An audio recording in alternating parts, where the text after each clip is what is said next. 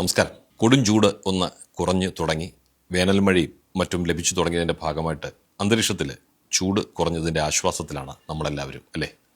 ഇനിയിപ്പോൾ ചില മാസങ്ങളിലേക്ക് മഴക്കാലമായിരിക്കും.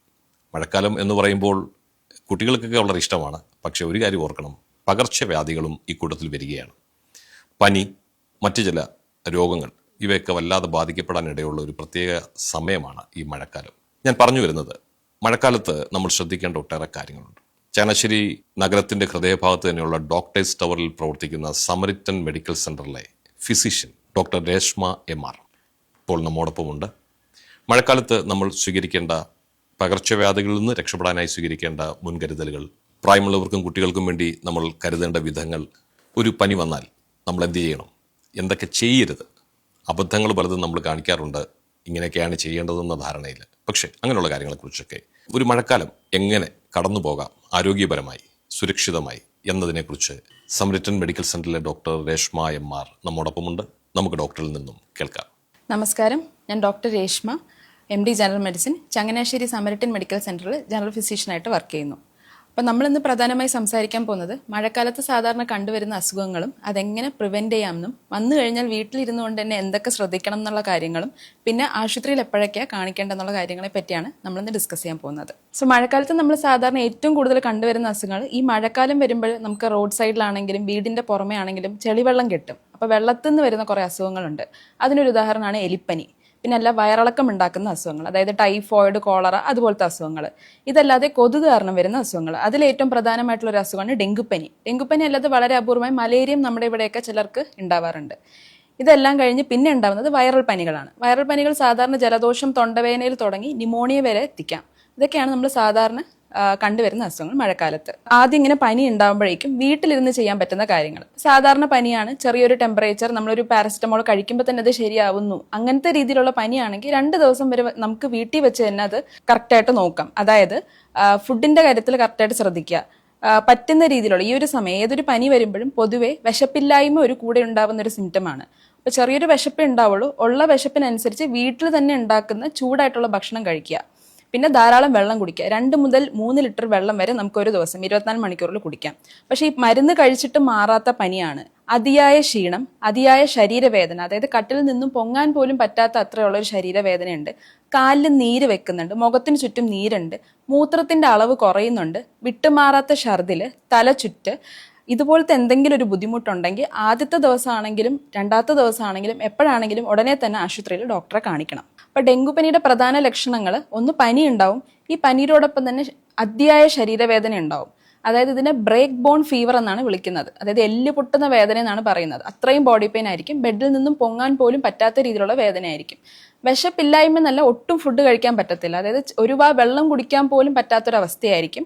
പിന്നെ രക്തസ്രാവം ഉണ്ടാവാം, ബ്ലീഡിങ്. അതായത് നമുക്ക് ചിലപ്പോൾ പല്ല് തേക്കുമ്പോൾ മോണയിൽ നിന്ന് ചെറിയ രക്തം ഉണ്ടാവാം, മൂക്കിൽ നിന്ന് രക്തം വരാം, മലത്തിൽ കൂടെ രക്തം പോകാം. അതല്ലാന്നുണ്ടെങ്കിൽ ചിലപ്പം സ്കിന്നിന്റെ അടിയിൽ ചുമന്ന പാടുകളായിട്ട്, സ്കിൻ റാഷസ് ആയിട്ടും വരാം. ഇതൊക്കെയാണ് ഡെങ്കുവിനകത്ത് പ്രധാനമായിട്ട് ഉണ്ടാകുന്ന പ്രശ്നങ്ങൾ. ഇനി എലിപ്പനി നോക്കുകയാണെങ്കിൽ, എലിപ്പനി ഇതിലും ഗുരുതരമായിട്ടൊരു അസുഖമാണ്. കാരണം ഇത് പ്രധാനമായി ബാധിക്കുന്നത് കരളിനെയും കിഡ്നിനെയാണ്. അപ്പൊ കരളിനെ ബാധിക്കുമ്പോൾ മഞ്ഞ ഉണ്ടാവാം, കിഡ്നിനെ ബാധിക്കുമ്പോൾ മൂത്രത്തിന്റെ അളവ് കുറഞ്ഞിട്ട് ശരീരം മൊത്തം നീരുണ്ടാക്കാം. അപ്പം പലപ്പോഴും നമുക്ക് എലിപ്പനി സിവിയർ ആയിട്ട് വരുന്ന പേഷ്യൻസിന് ഡയാലിസിസ് ഒക്കെ എടുക്കേണ്ടി വരാറുണ്ട്. മാത്രമല്ല ഇത് ഹൃദയത്തിനെയും ഡയറക്റ്റ് ബാധിക്കും. അതുകൊണ്ട് വളരെ ക്രിട്ടിക്കലായിട്ട് ഈ എലിപ്പനി വരുന്ന പേഷ്യൻസ് ആവുന്നത് നമ്മൾ കാണാറുണ്ട്. അപ്പോൾ ഇത് നേരത്തെ ഈ പറഞ്ഞ പോലെ ഈ വാർണിംഗ് സൈൻസ് ഒക്കെ ആദ്യമേ കണ്ടു തുടങ്ങുമ്പോൾ ആശുപത്രിയിൽ വന്നു കഴിഞ്ഞാൽ, ഇപ്പോൾ എലിപ്പനിയൊക്കെ ആണെങ്കിൽ ആന്റിബയോട്ടിക്സ് കൊണ്ട് നമുക്ക് ട്രീറ്റ് ചെയ്തെടുക്കാൻ പറ്റുന്ന അസുഖമാണ്. അപ്പോൾ നമുക്ക് ആദ്യമേ ട്രീറ്റ് ചെയ്ത് കഴിഞ്ഞാൽ കോംപ്ലിക്കേഷൻസ് വരുന്നത് കുറവായിരിക്കും. പക്ഷെ ഒരു 4-5 ദിവസം കഴിഞ്ഞ് പനിയൊക്കെ വന്ന് വെച്ചോണ്ടിരുന്ന് മഞ്ഞയൊക്കെ കണ്ട് മൂത്രമൊക്കെ കുറഞ്ഞത് എല്ലാം കഴിഞ്ഞിട്ടാണ് ആശുപത്രിയിൽ വരുന്നതെങ്കിൽ ചികിത്സിക്കാനും അതുപോലെ ബുദ്ധിമുട്ടായിരിക്കും. ഈ എലിപ്പനിയെ കുറിച്ച് പ്രത്യേകം പറയാനാണെങ്കിൽ, ഈ ഏറ്റവും കൂടുതൽ അത് വരുന്നത് സാനിറ്ററി വർക്കേഴ്സും തൊഴിലുറപ്പ് ജോലി ചെയ്യുന്നവരും കൃഷിപ്പണി ചെയ്യുന്നവർക്കാണ് ഇത് ഏറ്റവും കൂടുതൽ വരുന്നത്. കാരണം ഇവർ ഈ പലപ്പോഴും ഈ പാടത്തൊക്കെ നിന്ന് പണി ചെയ്യുമ്പോഴും പലരുടെയും കല്ല് ചെരുപ്പ് പോലും ഇടാതെയാണ് അവർ ഈ പണി ചെയ്യുന്നത്.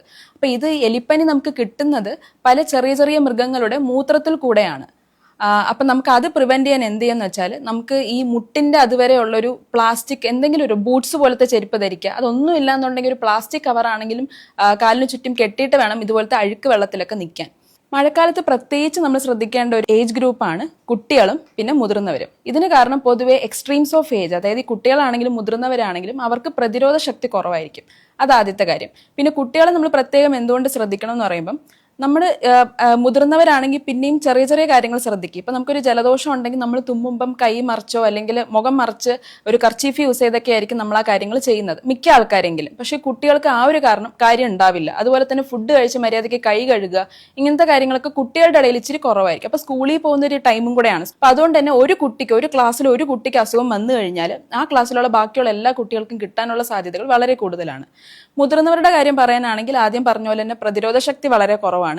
ഒരു 30 വയസ്സുകാരന് വരുന്ന ഒരു ഇൻഫെക്ഷൻ മാറാൻ 5 ദിവസമാണ് എടുക്കണമെങ്കിൽ 60 വയസ്സുള്ള ഒരാൾക്ക് ആ സെയിം ഇൻഫെക്ഷൻ വരുമ്പോൾ ചിലപ്പോൾ മാറാൻ എടുക്കുന്നത് 10 ദിവസം മുതൽ 20 ദിവസമായിരിക്കും. പിന്നെ മാത്രമല്ല വരുന്ന ഇൻഫെക്ഷൻ്റെ സിവിയാരിറ്റിയും കൂടുതലായിരിക്കും. അതുകൊണ്ടാണ് നമ്മൾ ഈ ഒരു ഏജ് ഗ്രൂപ്പിൽ പ്രത്യേകിച്ച് അസുഖം വരാതിരിക്കാൻ മാക്സിമം നോക്കുക എന്നുള്ളത് വളരെ ഇമ്പോർട്ടൻ്റ്.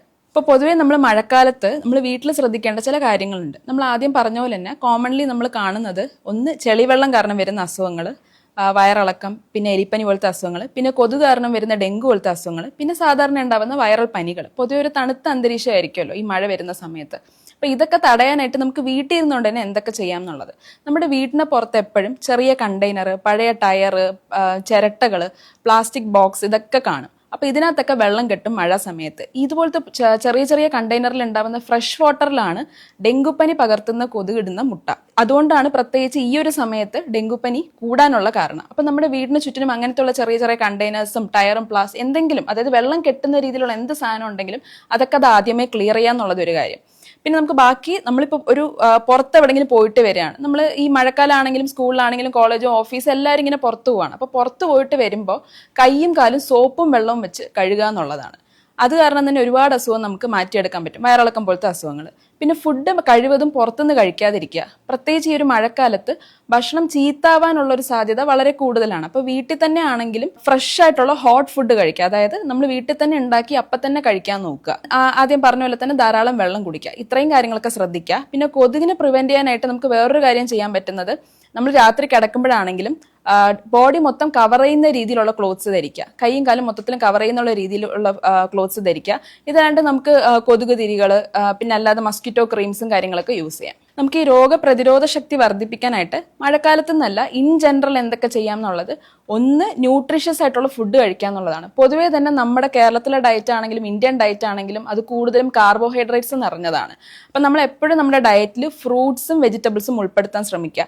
ഇതല്ലാതെ പ്രോട്ടീനും ഫൈബറും അടങ്ങിയ ഫുഡുകൾ എല്ലാ മീലിലും നമ്മൾ രാവിലെ ഇപ്പോൾ ഫുഡ് കഴിക്കുകയാണെങ്കിൽ തന്നെ രാവിലെ, ഉച്ച, രാത്രി ഓരോ നേരം നമ്മൾ കഴിക്കുമ്പോഴും ഈ പറഞ്ഞ എല്ലാ കാര്യങ്ങളും ഉണ്ടെന്നുള്ളതൊന്ന് ഉറപ്പുവരുത്തുക. പിന്നെ ധാരാളം വെള്ളം കുടിക്കുക. പിന്നെ അതല്ലാതെ ഫിസിക്കലി ആക്റ്റീവായിട്ടിരിക്കുക എന്ന് പറയുമ്പോൾ ഓരോരുത്തർക്കും അത് ഓരോ രീതിയായിരിക്കും. ചിലർക്ക് ചെറിയൊരു സ്പോർട്സ് ആയിരിക്കും, ചിലർ ചെയ്യുന്ന പണി തന്നെ വളരെ ഫിസിക്കലി ആക്റ്റീവായിട്ടുള്ളൊരു പണിയായിരിക്കാം. അതല്ലാന്നുണ്ട് ഓഫീസ് വർക്കാണ്, അതായത് 9 to 5 ഡെസ്ക് ജോബ് ആണെന്നുണ്ടെങ്കിൽ അവർക്ക് ചെറിയ എക്സസൈസ് വീട്ടിൽ ഇരുന്നുകൊണ്ട് തന്നെ ചെയ്യാം, അതോ ജിമ്മിൽ പോയി ചെയ്യാം, എങ്ങനെ വേണമെങ്കിലും സൗകര്യം അനുസരിച്ച് ചെയ്യാം. അപ്പോൾ ഈ കാര്യങ്ങളൊക്കെ നമ്മൾ പൊതുവേ നമ്മുടെ ലൈഫ് സ്റ്റൈലിൽ ഉൾപ്പെടുത്തി കഴിഞ്ഞാൽ നമ്മുടെ ഇമ്മ്യൂണിറ്റി മൊത്തത്തിൽ കൂടും. ഇപ്പോൾ പനി വരുമ്പോൾ ഞാൻ ആദ്യം പറഞ്ഞ പോലെ ആദ്യത്തെ ഒരു 2 ദിവസം ചെറിയ ടെമ്പറേച്ചറേ ഉള്ളൂ, മരുന്ന് കഴിക്കുമ്പോൾ മാറുന്നു. ഈ പറഞ്ഞ അതിയായ ക്ഷീണം, ശരീരവേദന ഒന്നും ഇല്ലാന്നുണ്ടെങ്കിൽ നമുക്ക് വീട്ടിൽ നോക്കാം. പനി വന്ന ഉടനെ ആശുപത്രിയിൽ വന്ന് കാണിക്കണം എന്നില്ല. പക്ഷേ ഈ പറഞ്ഞ വാർണിംഗ് സൈൻസ് ഉള്ളപ്പോൾ പോലും പലരും വീട്ടിൽ നിന്ന് സ്വന്തം ചികിത്സ എടുക്കുന്നുണ്ട്. അല്ലെങ്കിൽ ചെറിയൊരു വയറിളക്കം ഉണ്ടെന്നുണ്ടെങ്കിൽ ആദ്യം പോകുന്നത് ഫാർമസിയിലോട്ടായിരിക്കും. ഫാർമസിയിൽ പോയിട്ട് ഇതുപോലെ വയറിളകുന്നുണ്ട് എന്ന് പറയുമ്പോഴത്തേക്ക് അവർക്ക് എന്താണെന്നുള്ളത് അറിയില്ലല്ലോ. അതിൻ്റെ കൂടെ വേറെ എന്തൊക്കെയാണ് സിംറ്റം ഉള്ളത്, എന്തൊക്കെ നോക്കണം എന്നുള്ളത് അറിയില്ല. അപ്പോൾ ഈ വയറിളക്കത്തിനുള്ള മാത്രം ഗുളികയായിരിക്കും അവർ തരുന്നത്. അപ്പം അങ്ങനത്തെ സ്വന്തം ചികിത്സ ചെയ്യാതിരിക്കുക എന്നുള്ളതാണ് മെയിനായിട്ട് ശ്രദ്ധിക്കേണ്ട കാര്യങ്ങൾ. അപ്പം നമ്മൾ ഈ പറഞ്ഞ മൊത്തത്തിൽ നമ്മൾ കൺസോളിഡേറ്റ് ചെയ്ത് പറയാനാണെങ്കിൽ prevention is better than cure. അതായത് ഈ പറഞ്ഞ അസുഖങ്ങളൊന്നും കിട്ടാതെ നോക്കുക എന്നുള്ളതാണ് നമുക്ക് ചെയ്യാൻ പറ്റുന്ന ഏറ്റവും വലിയൊരു കാര്യം.